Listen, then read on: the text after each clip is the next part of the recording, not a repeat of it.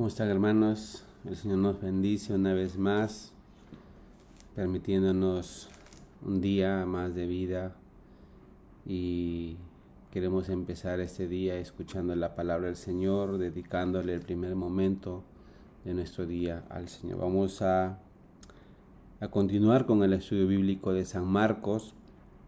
Esta vez nos toca ver San Marcos capítulo 3, el versículo 31. San Marcos capítulo 3, versículo 31. Vienen después sus hermanos y su madre, y quedándose afuera, enviaron a llamarle. Y la gente que estaba sentada alrededor de él le dijo: tu madre y tus hermanos están afuera y te buscan. Él les respondió diciendo: ¿quién es mi madre y mis hermanos? Mirando a los que estaban sentados alrededor de él, dijo: he aquí mi madre y mis hermanos, porque todo aquel que hace la voluntad de Dios, ese es mi hermano y mi hermana y mi madre. Hasta el versículo 35. Cada día el Señor nos permite escuchar la palabra, cada día el Señor nos permite levantarnos, nos permite la buena salud, nos permite hasta el buen clima.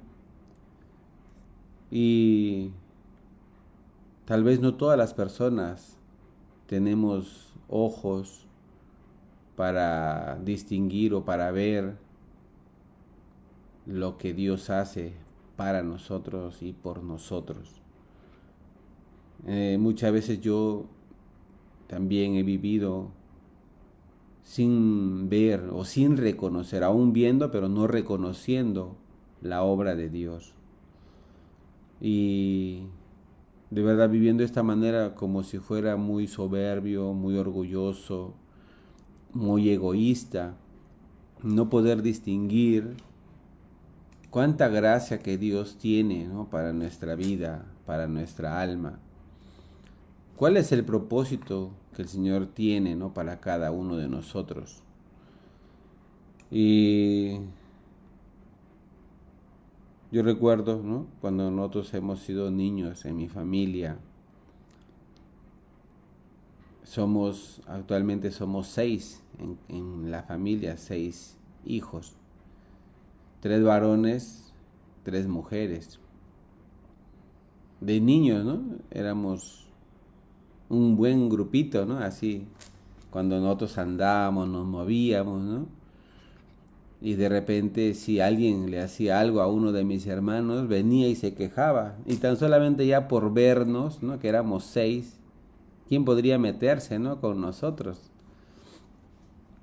Pero a veces entre nosotros también, ¿no?, cuando nosotros nos peleábamos entre nosotros, siempre éramos 2 equipos, 3 contra 3, ¿no?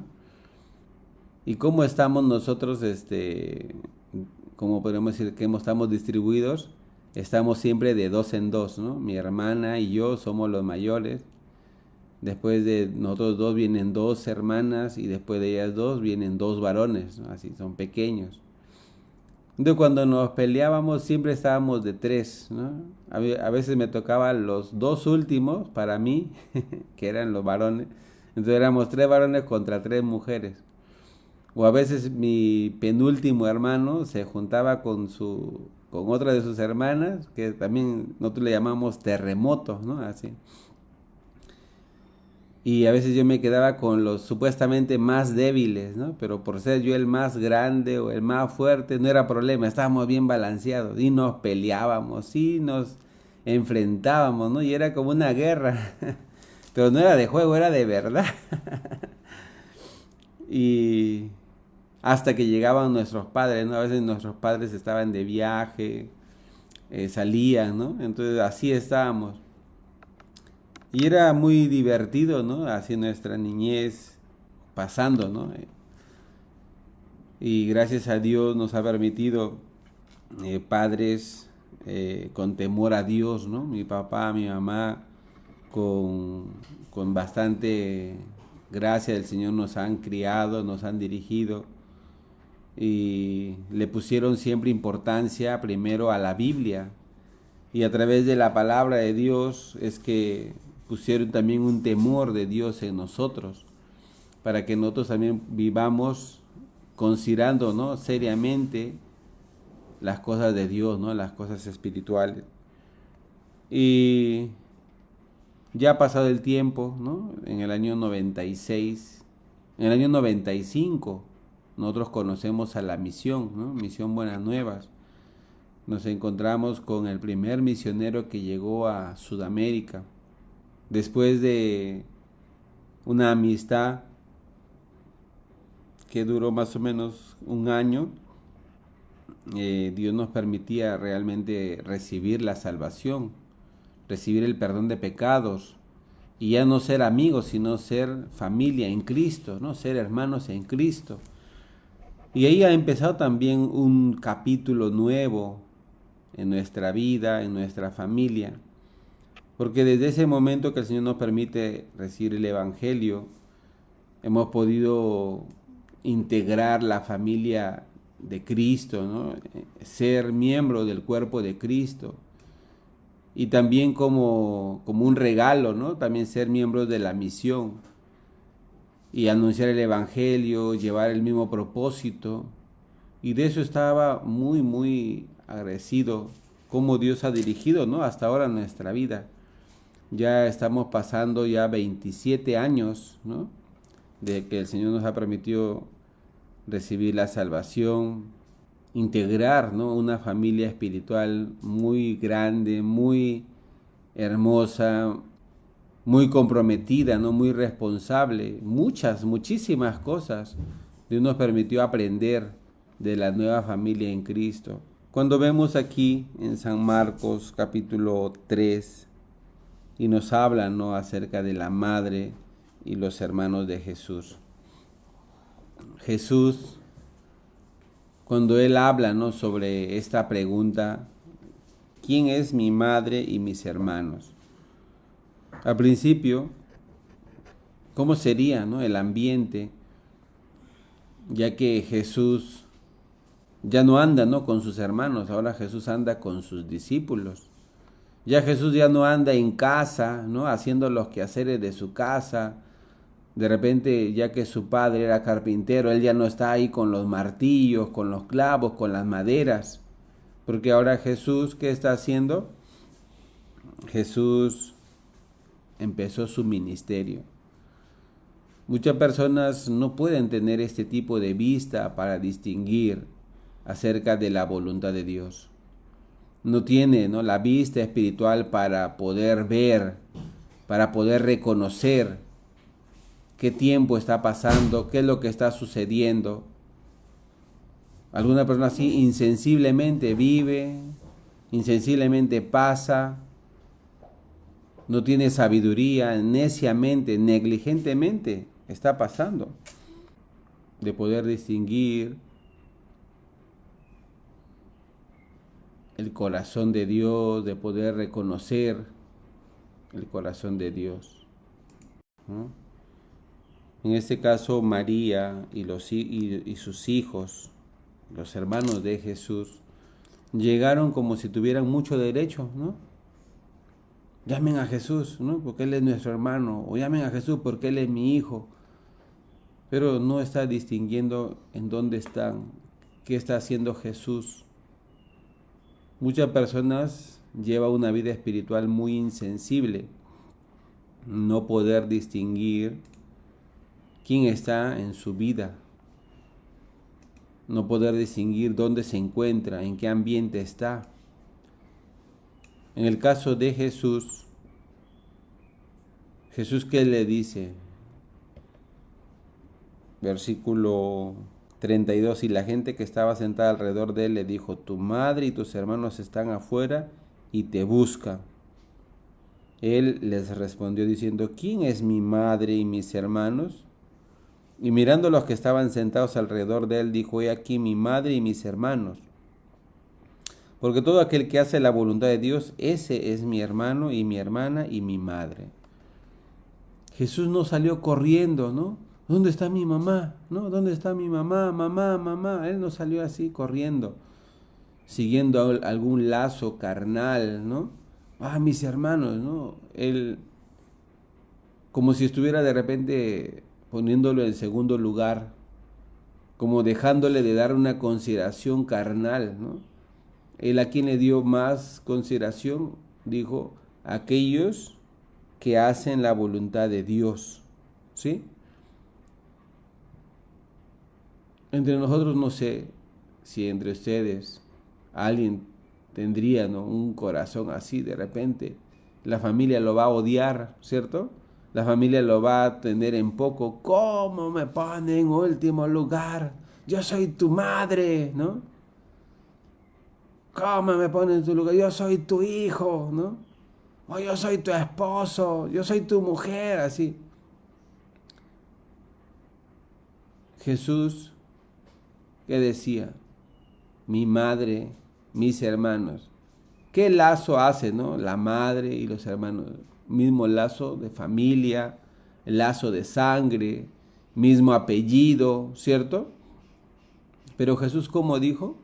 Aquel que es mi mi hermano, mi madre, es aquel que hace la voluntad de mi Padre, ¿cierto? El que hace la voluntad de mi Padre. Si usted ha recibido la salvación, ya es un hijo de Dios. Al ser hijo de Dios, ¿qué tiene que hacer? No su propia voluntad, no su propio punto de vista, no su propio pensamiento, la voluntad de su Padre, la voluntad de Dios. Considerar el corazón de Dios seriamente en nosotros, en nuestra vida. Vivir poniendo en segundo lugar, en tercer lugar, en último lugar a Dios, la palabra, la iglesia, es una total soberbia, una total negligencia, insensibilidad. ¿Qué sucede? ¿Cuántas veces nosotros, siendo hijos de Dios, Dios no es primer lugar en nuestra vida? Siendo hijo de Dios, no hacemos la voluntad de nuestro Padre. ¿Qué hacemos? Nuestra propia voluntad, nuestro propio pensamiento. Exigimos nuestros derechos, pero ni siquiera estamos haciendo nuestra responsabilidad como hijo de Dios. Hermanos, a través de la Biblia, especialmente de este libro de San Marcos, ¿qué es lo que nos quiere enseñar el Señor Jesús? Él no vino a seguir la corriente del mundo. Él no vino a hacer lo que todo el mundo hace, respetar de repente la costumbre del hombre. Mucha gente, viviendo tan acostumbrado a una manera, ya pierde la sensibilidad de poder distinguir qué es lo espiritual, qué es lo que agrada a Dios. ¿Por qué? Su costumbre nada más hace. Aún no está en la Biblia, aún no está en la palabra, aún no está de repente en la ley, pero ya por ser su costumbre, lo toma tan serio que quiere desplazar a un lado la obra de Dios, la palabra de Dios, para establecer su propia costumbre, para establecer su propia manera, su propia forma. ¿Qué estamos haciendo nosotros? ¿Estamos haciendo la voluntad de Dios? Si usted de verdad está haciendo la voluntad de Dios, para usted no es tan valioso, ¿no?, seguir la corriente del mundo, sino seguir la voluntad de Dios, negándose a sí mismo, haciendo a un lado, ¿no?, su emoción, su sentimiento, su punto de vista, para establecer lo que viene de parte de Dios.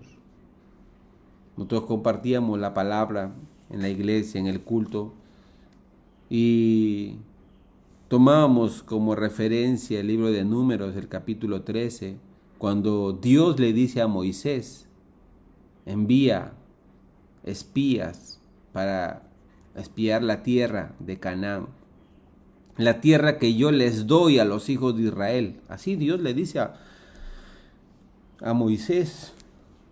En el corazón de Dios esa tierra ya está dada ya hacia el pueblo de Israel. En el corazón de Dios esa tierra, incluso de esa fecha hacia atrás, ¿cuánto? 500 años atrás, Dios ya había dicho en promesa a Abraham, yo la daré a ti, a tu descendencia. Después de 500 años, recién ellos van a entrar a esa tierra. Ya están en las puertas de entrar. ¿Y qué le dice a Moisés? Envía, ¿no? 12 espías, uno de cada tribu, un príncipe, así le dice, un príncipe de cada tribu. Cuando él ya selecciona, hace la convocatoria y viene, los envía, ¿no? Vayan, vean, revisen. Y después de hacer ellos su recorrido, ¿no? Después de hacer la misión a que se les había encomendado, regresan. Pero al regresar ante Moisés y ante el pueblo de Israel, ellos vieron, ellos escucharon, ellos sintieron, ellos les pareció y empezaron a hablar eso, lo que vieron. Empezaron a hablar lo que sintieron, empezaron a hablar lo que les pareció, pero no hablaron la palabra de Dios, no hablaron lo que habían recibido como misión, el corazón de Dios. 2 personas hablaron confiando en Dios, pero 10 personas solamente hablaron su emoción, su sentimiento, su manera, su punto de vista. ¿Y cuál fue el resultado? El pueblo de Israel llora, dice, sufre, se desanima, ya no quiere seguir, ya no quiere entrar a la tierra que Dios ya les ha dado como regalo. Aún en el corazón de Dios esa tierra ya está regalada, ya está dada, ya está entregada al pueblo de Israel. Pero ahora 2 millones de personas aproximadamente están desanimándose para ir a recibir la tierra que Dios les ha reservado. ¿Debido a qué? Al comentario de 10 príncipes que para ellos no pueden distinguir cuál es la voluntad de Dios.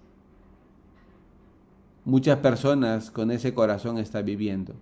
Cree lo que ve, cree lo que siente, cree su pensamiento y no cree la palabra de Dios. No tiene fe, no espera en Dios.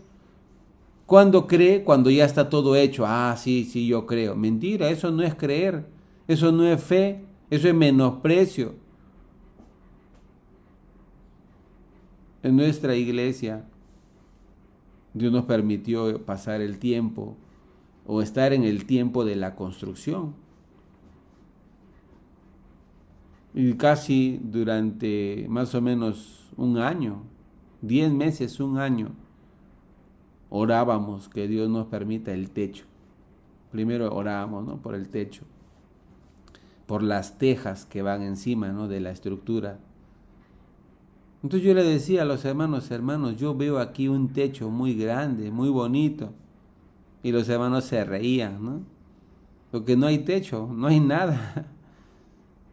Pero yo les decía, sí, yo veo un techo. Y cuando a veces había, según la referencia del clima, que va a llover, no quiere venir a la iglesia. ¿Por qué? No hay techo en la iglesia, ¿no? Así, nos vamos a mojar.